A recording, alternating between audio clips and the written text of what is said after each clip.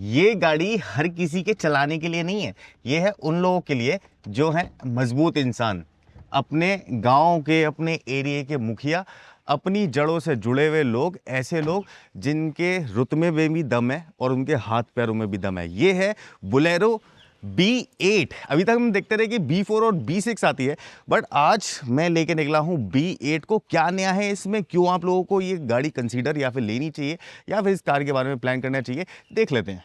देखो, बोलेरो का डिज़ाइन वैसे ही है जैसे कि था, थोड़े बहुत इसमें चेंजेस हैं, लेकिन थोड़ा सा इसके अंदर ना एक अच्छाइयाँ ये दे दी हैं कि पीछे यहाँ पे सामान रखना हो तो सामान रखो, और अगर आपके साथ में आपके वो लोग हैं जो आपको प्रोटेक्ट करते हैं, गार्ड हैं या फिर कोई सिक्योरिटी के लोग हैं, वो यहाँ पे इजीली बैठ सकते हैं 2 लोग, वरना बीच में यहाँ पे सामान, असला बारूद, काफ़ी सारी चीज़ें आ सकती हैं। देखो भाई, गांव में अगर टूटा रास्ता है या फिर कच्ची सड़कें हैं तो ये 183 mm की जो ग्राउंड क्लियरेंस है ये बहुत काम आ सकती है आपके। एक और सोने पे सुहागा बताऊं, 75 mm की, 75 mm की ये टायर वॉल है, मतलब समझ लो एक गद्दा लगा रखा है नीचे, और ये 15 इंच का अलॉय व्हील है। फ्रंट में डिस्क ब्रेक है, कहीं पे अगर इंस्टेंट ब्रेकिंग भी करनी हो यानी कि एकदम से रुकना हो तो ये कार रुक सकती है। और मजबूती दिखाने के लिए इसकी जो बॉडी है ना, वो वही बोलेरो वाली बॉडी है, और ये जो हिंजेस लगे हैं ना इस तरफ, वैसे ही है मर्सिडीज जी वैगन जैसे।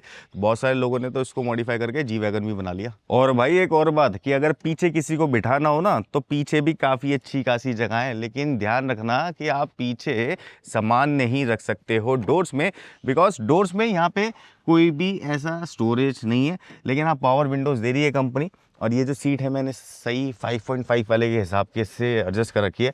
मैं बैठा हूँ, ऊपर चढ़ के बैठोगे जैसे कि कोई इंसान अपनी राजगद्दी पे बैठता हो। और भाई मजबूती वाली बात करें ना तो देखो, डोर वगैरह तो वैसे ही हैं, लेकिन यहाँ देखना कि सीट में कैसे गाटर और ये नट बोल्ट मोटे मोटे यूज़ कर रखे हैं। इन्हीं सब चीज़ों से पता चलता है कि बोलेरो एक ऐसी गाड़ी रही है जो बिहड़ों में, गाँव में और ऐसे रास्तों में जहाँ पे कि नॉर्मल गाड़ियाँ थक जाती हैं, जान छोड़ देती हैं अपनी, वहाँ पे ये गाड़ी सर्वाइव करती है। अब तो चाबी भी चेंज कर दी कंपनी ने, ये कुछ इस तरह की फ्लिप की मिल जाती है, यहाँ पे लॉक, यहाँ पे इंडिकेशन और यहाँ पे अनलॉक का बटन मिलता है आपको। और भाई पुरानी बोलेरो से नई बोलेरो में काफ़ी चेंजेस हैं। नई टाइप की तो ग्रिल हो गई, यहाँ पे नया महिंद्रा का लोगो, लाइटें थोड़ी सी फिनिश हो गई और यहाँ पे फॉग लैंप ऐड कर दिए हैं। और भाई साहब 1500 सीसी का इंजन है इसके अंदर, इनलाइन 4, जो 75 हॉर्स पावर देता है और 210 का टॉर्क टर्बो चार्ज है।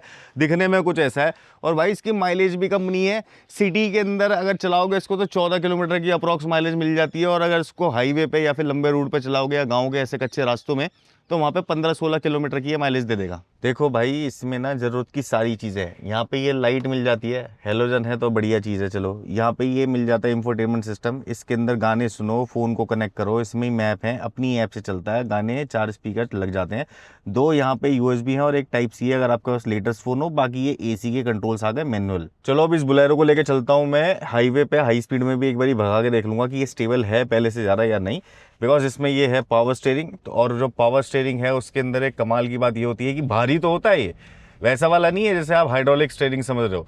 पावर स्टीयरिंग है, भारी तो है, लेकिन स्टेबल रहेगा। देखो अब मैं गेयर चेंज करूंगा तो सीधा रहेगा। पुरानी वाली बोलेरो में ऐसे ऐसे करना पड़ता था। पुरानी वाली बोलेरो से ज़्यादा एडवांटेज बताता हूँ, इसमें AC को इम्प्रूव किया गया। भाई ये जो इसका AC है ना, ये फर्स्ट नंबर पे इतनी अच्छी कूलिंग और इतना तेज़ हवा देता है जिससे कि मज़ा आ जाता है। दूसरा पॉइंट है इसमें कि इसकी जो सस्पेंशन है वो ट्यून की गई है पहले से, जहाँ पे कि फ़र्क पता चलता है। सस्पेंशन वैसी हैं जैसे कि ऐसे ऐसे होती हैं, लेकिन बहुत ज़्यादा कंफर्टेबल नहीं है, लेकिन आपको ये फील आ जाएगा कि भाई पहले से ज़्यादा इम्प्रूवमेंट है।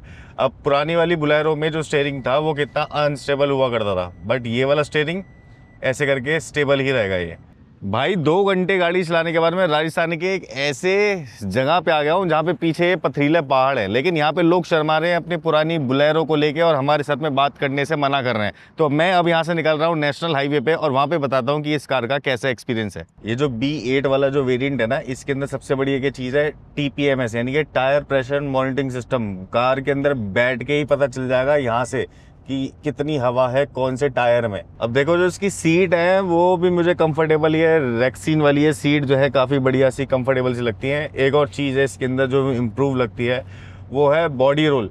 बॉडी रोल है, ऐसा नहीं कि बहुत ज़्यादा कम हो गया, लेकिन भाई जब तुम ऐसे ऐसे कर दोगे तो ऑब्वियस है कि कार ऐसे ऐसे होगी। अभी स्पीड दिखाओ एक बारी, मैं हूँ 89 पे, अब मैं इसको खींचता हूँ थोड़ी सी कार को, लेकिन तब भी कार जो है स्टेबल ही है। इसमें एक फ़ायदा और मुझे दिख रहा है कि कार को पहले से ज़्यादा थोड़ा स्टेबल किया गया है सस्पेंशन के पॉइंट ऑफ व्यू से, क्योंकि जो इसकी सस्पेंशन है और जिस हिसाब का बॉडी रोल है वो देखो, मैं 97 की स्पीड पे चल रहा हूँ, मैं इसको 100 पे करता हूँ और आगे भी देखना है कि एक ये मोड़ सा है, टर्न सा है हाई स्पीड वाला, और हम चल रहे हैं 105 की स्पीड पे, लेकिन तब भी कार में कंट्रोल है और इस हिसाब से नहीं है कि डिसबैलेंस हो जाएगी। बॉडी रोल को मैनेज किया हुआ है। अब बॉडी रोल अगर आपको देखना ही है, जानबूझ के स्टीयरिंग ऐसे ऐसे करोगे तो ऑब्वियस है कि कार तो पूरी पूरी रोल होगी। लेकिन ये समझो, जब आप अपने खेत से घर तक जा रहे हो या फिर कहीं जा रहे हो सिटी में इस कार को लेके, बुलेरो को लेके, तब वहाँ पे हाईवे पे आप इसको ज़्यादा तेज़ स्पीड में चला पाओगे। देखो भाई, इसमें ज़रूरत की सारी चीज़ें मिलेंगी। स्टीयरिंग पे तो कंट्रोल मिल जाते हैं, यहाँ पे वॉल्यूम से रिलेटेड, मोड से रिलेटेड, ये सारे के सारे कंट्रोल इस तरफ है। लेकिन अगर यहाँ पे देखोगे तो यहाँ पे कोई वॉल्यूम रॉकर वगैरह तो नहीं मिलता है, यहाँ पे मतलब नोब वगैरह नहीं है जिसको कि फिजिकली आप कर सकते हो। एसी के ही कंट्रोल्स हैं यहाँ पे, तो उसमें एसी में फैन स्पीड है और ये आपकी जो फ्रंट स्क्रीन है उसके लिए, और टेम्परेचर कंट्रोल। और यहाँ पे स्क्रीन देखोगे तो यहाँ पे ब्लैंक है, और स्टीयरिंग पे ये वाला जो पोर्शन है यहाँ पे भी कोई ऑप्शन नहीं है। बाकी स्टोरेज की बात करूँ तो कार में भरपूर स्टोरेज है। 1-1 लीटर की बोतल यहाँ पे आ सकती है। डोर्स में आ सकता है सामान, वहाँ पे डोर्स के अंदर 1 लीटर की बोतल और काफ़ी सारा सामान आ सकता है। ग्लव बॉक्स में यहाँ पे इतना स्पेस है जिसके अंदर काफ़ी सारे डॉक्यूमेंट रखे हुए हैं। यहाँ पे भी स्पेस है इसमें, फिर बीच में भी स्पेस है और हल्का बहुत स्पेस यहाँ पे भी मिल जाता है। लेकिन भाई ऐसा भी तो नहीं है ना कि आपको एक कार हमेशा ही धीरे धीरे स्पीड पे चलाने का, भी तेज भी तो चलाओगे। एक बार इसको भगा के देखते हैं कितनी तेज भाग सकता है ये इंजन। चलो भाई, डाली फर्स्ट गियर और दे दिया मैंने इसका एक्सीलेटर। ये देखो, फर्स्ट गियर 35, सेकंड गियर, ऐसे करके कार भगा सकते हो। ये 60 पे जाके रुक जाएगी, 60। थर्ड गियर इसकी और तेज चलेगी। अभी तो इसकी मैंने सिर्फ यही छुई है स्पीड, लेकिन ये है कि ध्यान से छूना, बिकॉज ये वाले स्टीयरिंग होते हैं ये इधर उधर भी जा सकते हैं। अब मैं छू रहा हूँ इसकी 4th गियर।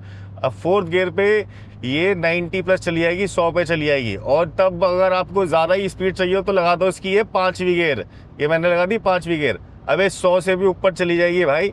अब इतनी स्पीड के अंदर इस कार के अंदर चल रहे हो तो आपकी तो बल्ले बल्ले ही है ना। लेकिन इस टाइप की कार्स को ज़्यादा तेज स्पीड में नहीं चलाते, क्योंकि इनकी सेंटर ऑफ ग्रेविटी ऊपर की तरफ होती है, यानी कि मिड वाले सेक्शन में होती है, ऊपर की तरफ, बिल्कुल ऊपर नहीं होती। तो वहाँ पे क्या है कि जब हल्का सा टर्न लेना होगा और ये स्टीयरिंग आपका अगर पावर वैसा वाला नहीं है, इलेक्ट्रिक स्टीयरिंग नहीं है और बैलेंसिंग के लिए कोई इसके अंदर मैकेनिज्म नहीं है, कोई सॉफ्टवेयर नहीं है, तो वहाँ पे कार इम्बैलेंस हो सकती है। अब इस गाड़ी को मैं फुल टैंक करके लेके आया था डीजल का, और मैंने चला ली ऑलमोस्ट 150 किलोमीटर, और इसका एक ही पॉइंट अभी तक नीचे गया है। बाकी बेसिक फीचर होने के बाद में भी इसमें यहाँ पे एयर बैग्स मिल जाते हैं और इस तरफ भी एयर बैग मिल जाते हैं, जो कि अब हमारा लॉ रहा है। यहाँ पे देखोगे तो ये है ठीक है, लेकिन यहाँ पे कोई मिरर वगैरह जैसी फंक्शनैलिटी नहीं मिलेगी। इस तरफ ये भी मैनुअली है, और ये वाला जो है सनशेड, यहाँ पे भी कोई ऐसा मिरर नहीं है।